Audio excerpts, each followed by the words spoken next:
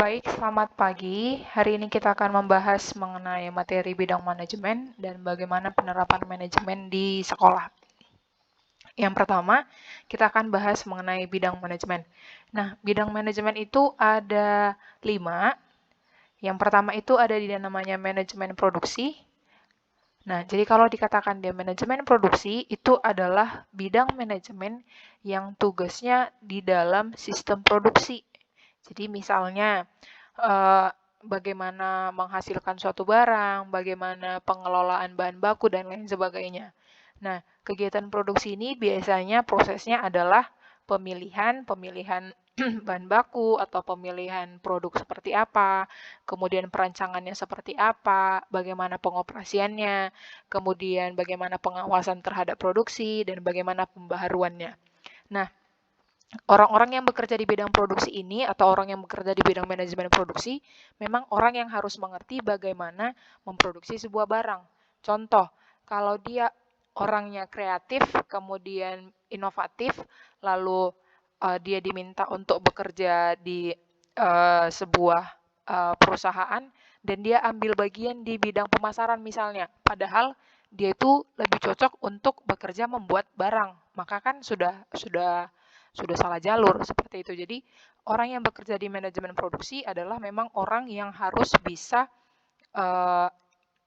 memproduksi barang dengan baik, harus kreatif.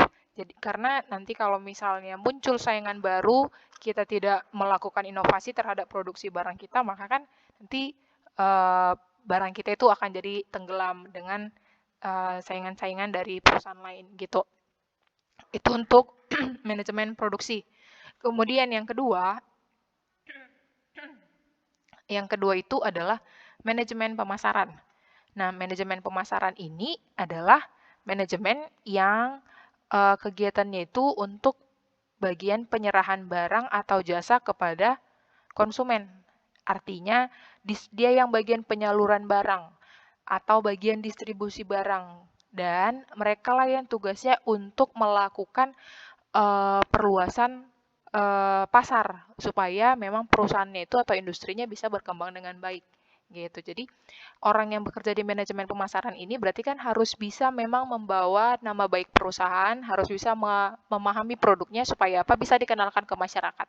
Karena mereka bukan hanya sekedar menjual, tapi mereka harus memberitahu apa aja produknya, kemudian apa keunggulannya dari produknya, apa yang membedakan produk perusahaan mereka dengan perusahaan lain, seperti itu. Jadi manajemen pemasaran itu orang yang memasarkan barang atau mendistribusikan barang, dan nanti kalau misalnya ada dilakukan seperti studi pasar seperti itu atau mau melihat bagaimana studi segmentasi pasar namanya, orang yang melakukan itu adalah manajemen pemasaran. Supaya apa? Supaya produknya itu tidak salah dalam menjalankan produknya, memasarkan produknya. Misalnya, produk itu khusus untuk anak sekolah SMA, bukan untuk anak SD gitu ya. Nah, jadi setelah disalurkan ternyata mereka salah pasar. Di komplek itu banyak anak SD, kan sudah salah. Sama aja nanti produknya tidak terpakai. Itu dia untuk manajemen pemasaran. Berikutnya itu adalah manajemen personalia.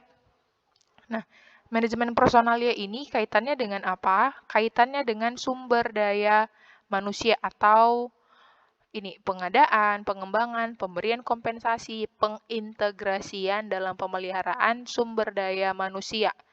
Jadi dalam artian manajemen personalia ini kaitannya dengan tenaga kerja. Jadi apa aja yang mereka akan urus? Merekrut karyawan, kemudian kalau ada mau cuti karyawan, bagian pemberian kompensasi, tapi mau melihat bagaimana kinerja karyawannya, pemberian penghargaan, kemudian bagian mengawasi bagaimana kinerja karyawannya, apakah semakin baik atau semakin buruk, itu bagian personalia semuanya. Kalau kalian pernah dengar istilah itu Human Resource Development atau HRD. Nah, itulah dia manajemen personalia. Nah, ini ada ruang lingkupnya itu pengadaan pegawai, pengembangan pegawai, kompensasi, gaji, pengintegrasian, dan pemeliharaan pegawai. Gitu. Kalau kalian juga pernah dengar, iya kami ada kumpul pegawai mau kayak ada training misalnya. Nah, itu yang melaksanakan itu atau yang merencanakan itu adalah manajemen personalia gitu. Nah, kemudian itu adalah manajemen keuangan. Manajemen keuangan itu adalah orang yang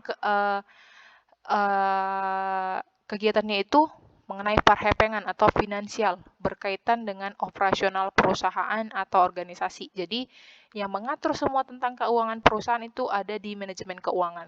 Gitu ya. Jadi kalau di kelas yang jadi manajemen keuangan itu adalah bendahara kelas gitu. Nah, semua mengenai keuangan itu akan ditanggungjawab oleh manajemen keuangan mulai dari masalah berapa gaji yang harus kita bayarkan kepada siapa aja, misalnya kepada si A, nanti kita bayarkan sekian, itu untuk gaji misalnya. Data itu kita dapat dari siapa? Manajemen personalia. Kemudian untuk bahan baku, berapa yang harus kita keluarkan untuk bahan baku? Sekian. Data itu dapat dari siapa? Bagian produksi tadi, gitu. Nah, berapa biaya yang harus kita keluarkan untuk distribusi? Oh, kita dapat datanya dari manajemen pemasaran. Gitu deh manajemen keuangan.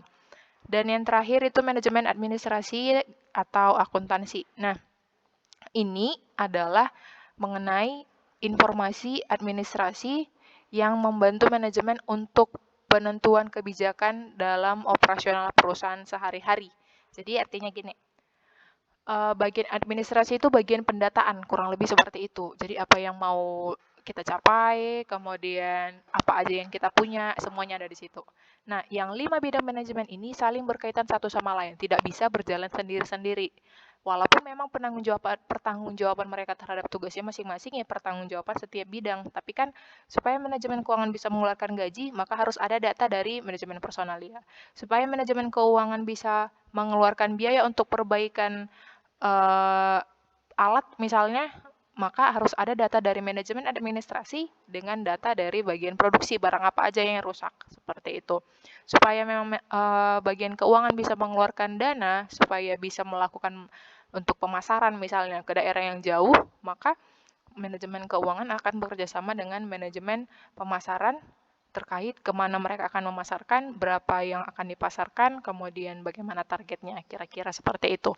Itu dia bidang manajemen. Berikutnya, kita mengenai fungsi manajemen dalam penerapan manajemen dalam sekolah. Nah, penerapan fungsi manajemen dalam sekolah itu ada sangat banyak.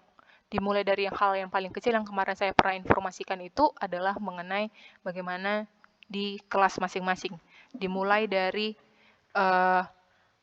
adanya struktur kelas, dimulai dari wali kelas, kemudian ada ketua kelas, ada pengurus kelas terdiri dari ketua kelas, wakil ketua kelas, sekretaris dengan bendahara, kemudian ada kalau dibentuk seksi-seksi, misalnya bagian kebersihan, bagian keamanan kelas, dan lain sebagainya, kemudian sampai ke bagian terakhir itu adalah anggota kelas. Nah, itu yang paling sederhana. Nah, jadi di sekolah, kemarin juga saya sudah informasikan kalau manajemen itu sangat kental dengan kehidupanmu sehari-hari. Dimulai dengan diri sendiri, bangun pagi, apa yang mau kamu lakukan hari ini. Nah, di sekolah, suatu sekolah atau organisasi atau perusahaan tidak akan bisa berjalan dengan baik kalau tidak ada manajemennya. Gitu. Nah, jadi kalau itu untuk kelas, susunan manajemen sekolah untuk kelas. Kalau untuk sekolah secara besar, maka siapa yang akan bagaimana susunan manajemennya, bagaimana fungsi manajemennya itu diterapkan. Kalau kita ambil dari segitiga ini, kalau kalian masih ingat yang ini, tingkatan manajemen, ini segitiga atau piramida manajemen. Ini ada manajemen tingkat atas, tingkat menengah, dan tingkat pertama. Nah, kalau kita ambil dalam garis sekolah secara besar, yang menjadi manajemen tingkat atas itu adalah, atau manajemen tingkat puncak itu adalah kepala sekolah. Kemudian tingkat menengah itu yang diisi oleh wakil kepala sekolah, dan untuk manajemen bawah itu diisi oleh guru dengan staf gitu. Nah, ingat kembali kalau dalam piramida manajemen itu semakin ke atas maka jumlahnya semakin sedikit, semakin ke bawah maka jumlahnya semakin banyak. Jadi manajemen puncak itu biasanya jumlahnya lebih sedikit daripada manajemen tingkat bawah. Nah, itu untuk sekolah secara umum. Kemudian kalau misalnya ada lagi nggak Bu yang bisa penerapan manajemen dalam kegiatan sekolah? Ada, misalnya kalau kita mau mengadakan suatu kegiatan di sekolah. Kegiatan apa aja? Ya kan ada banyak kegiatan yang bisa dilakukan sekolah, misalnya untuk Hari Guru, kemudian 17 Agustus, untuk hari-hari besar yang lain, Hari Pahlawan misalnya, Hari Kartini dan lain sebagainya, atau bahkan untuk kegiatan sekolah entah yang tahunan atau sekali 3 tahun itu yang pentas seni, atau mungkin ulang tahun sekolah yang dirayakan sekali 5 tahun misalnya. Nah, itu juga akan sangat diterapkan manajemen. Dilihat dari mana, pasti ada yang namanya perencanaan. Perencanaan kegiatan sekolah, misalnya perencanaan untuk kegiatan pentas seni, atau perencanaan untuk penerimaan siswa baru. Kemudian ada lagi bagaimana untuk pelaksanaan pembelajaran, kemudian bagaimana untuk pelaksanaan evaluasi hasil belajar, dan lain sebagainya. Nah, eh, contoh yang berkaitan erat lagi mengenai manajemen di sekolah itu adalah mengenai OSIS, organisasi siswa intrasekolah. Jadi kan di situ kan ada struktur manajemennya, dimulai dari kepala sekolah, pembina OSIS, kemudian ada pengurus OSIS, ada seksi-seksinya, koordinator dan lain sebagainya, sampai ke seluruh siswa sebagai anggota OSIS gitu. Nah, jadi manajemen itu ada di setiap kehidupanmu, mulai dari diri sendiri sampai ke kehidupan sekolah. Dan nanti juga kalian akan memahami bagaimana kalau nanti sudah masuk sekolah, kalian akan bisa lebih melihat bagaimana penerapan manajemen itu di sekolah. Jadi, itu dia untuk penerapan fungsi manajemen dalam sekolah, dalam kegiatan sekolah, dan mengenai bidang-bidang manajemen.